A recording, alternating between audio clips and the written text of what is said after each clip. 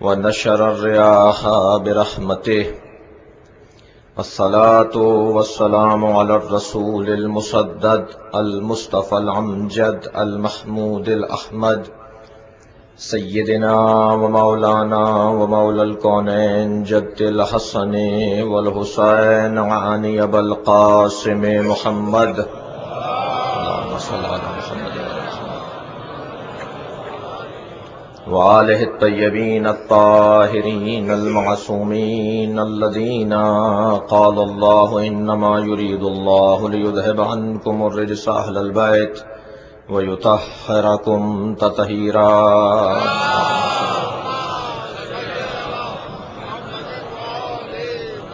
ولعنة الله على أعدائهم أجمعين من يوم عداوتهم إلى قيام يوم الدين. أما بعد، فقد قال الحكيم في قرآن الكريم: بسم الله الرحمن الرحيم. والعصر إن الإنسان لفي خسر إلا الذين آمنوا وعملوا الصالحات وتواصوا بالحق وتواصوا بالصبر. صلوات.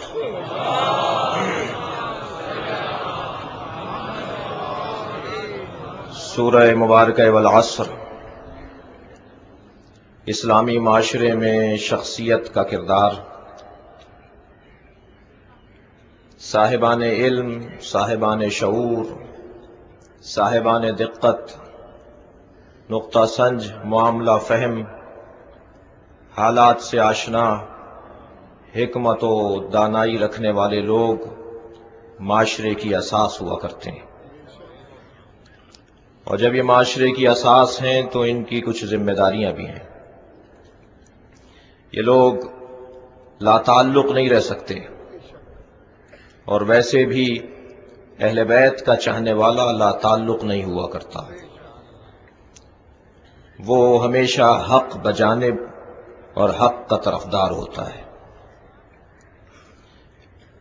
قرآن مجید کا یہ سورہ اس لیے منتخب کیا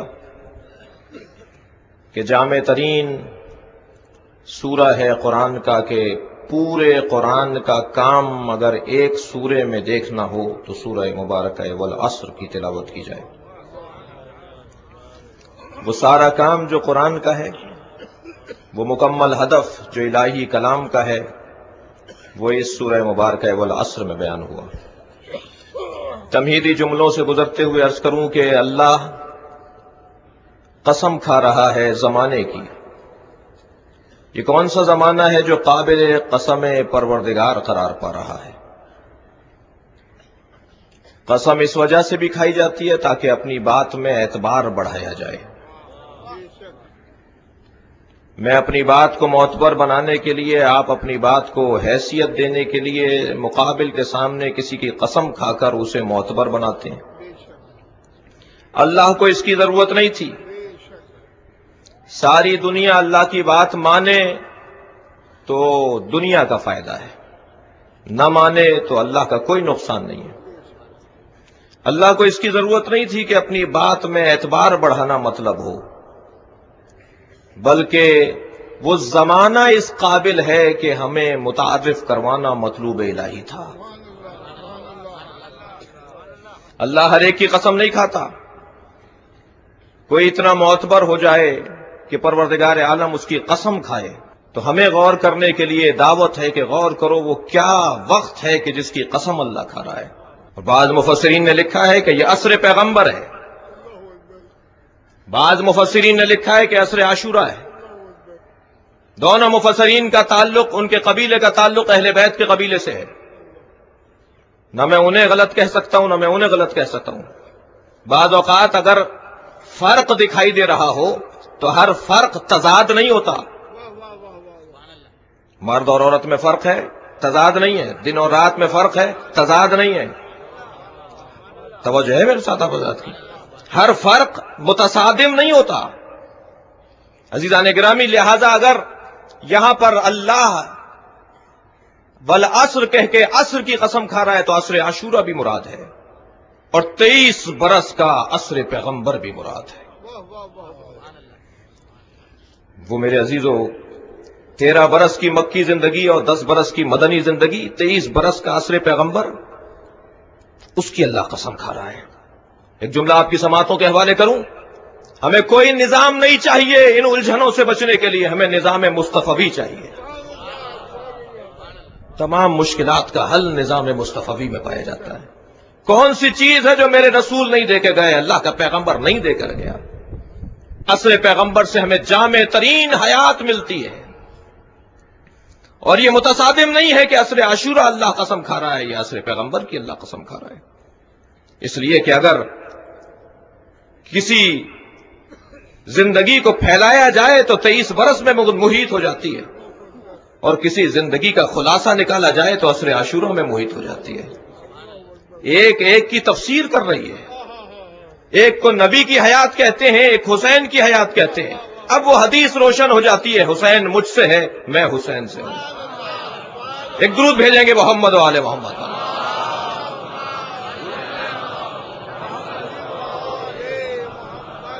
قسم ہے عصر پیغمبر کی انسان خسارے میں۔ کیا تعلق ہے قسم عصر کی انسان کے خسارے سے؟ تعلق یہ ہے کہ تمہیں اگر خسارے سے بچنا ہے تو عصر پیغمبر کو اپنے لیے اسوہ حسنہ بنا لو۔ عصر پیغمبر تمہیں تمام الجھنوں سے نجات عطا کرے گا۔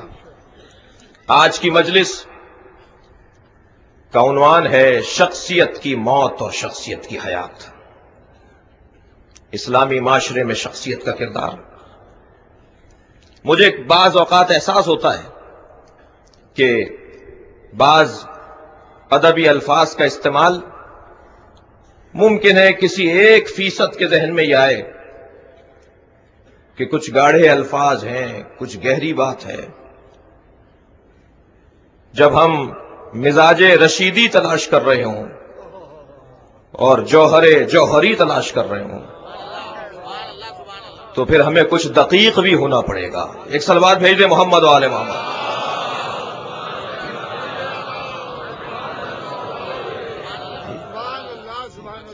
عزیزان گرامی، کیا تعلق ہے عصر پیغمبر سے انسان کے خسارے کا؟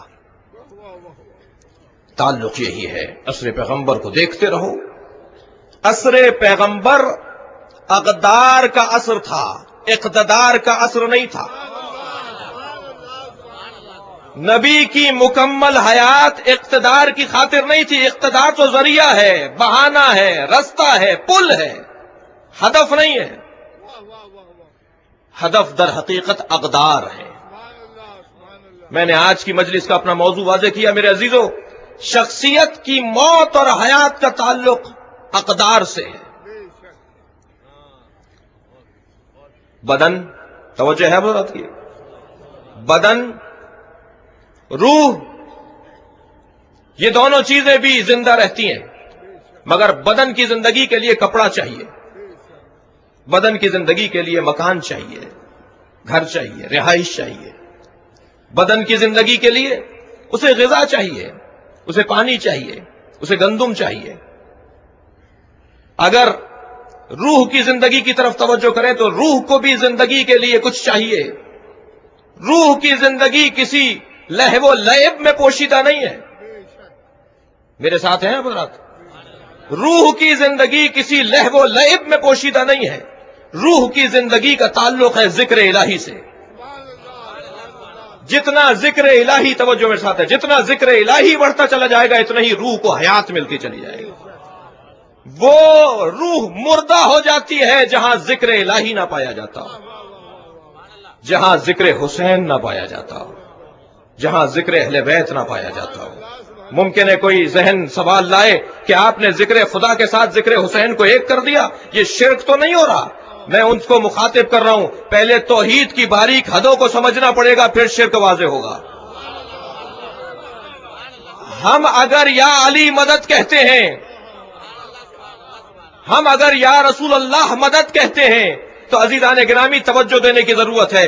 جیسے یا اللہ مدد کہتے ہیں، یا رسول اللہ مدد بھی کہتے ہیں، یا علی مدد بھی کہتے ہیں، مگر ان میں فرق یہ ہے کہ اللہ کی مدد، نبی کی مدد، توجہ ہے میرے مجمع کی میرے ساتھ، اللہ کی مدد، نبی کی مدد اور علی کی مدد عرض میں نہیں ہے، طول میں ہے۔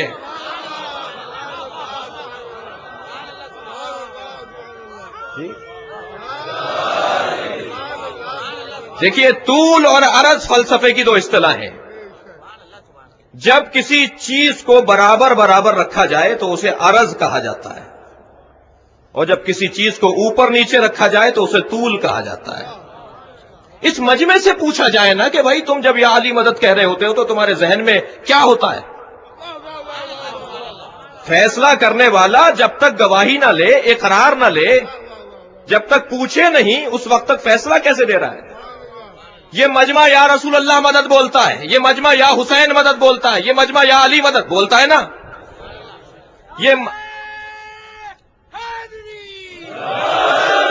اس سے پوچھا جائے کہ یہ یا اللہ مدد کے ساتھ یا رسول اللہ مدد کس نیت سے بولتا ہے؟ دیکھیے، پکارنے کے اور دعا مانگنے کے 3 طریقے ہو سکتے ہیں۔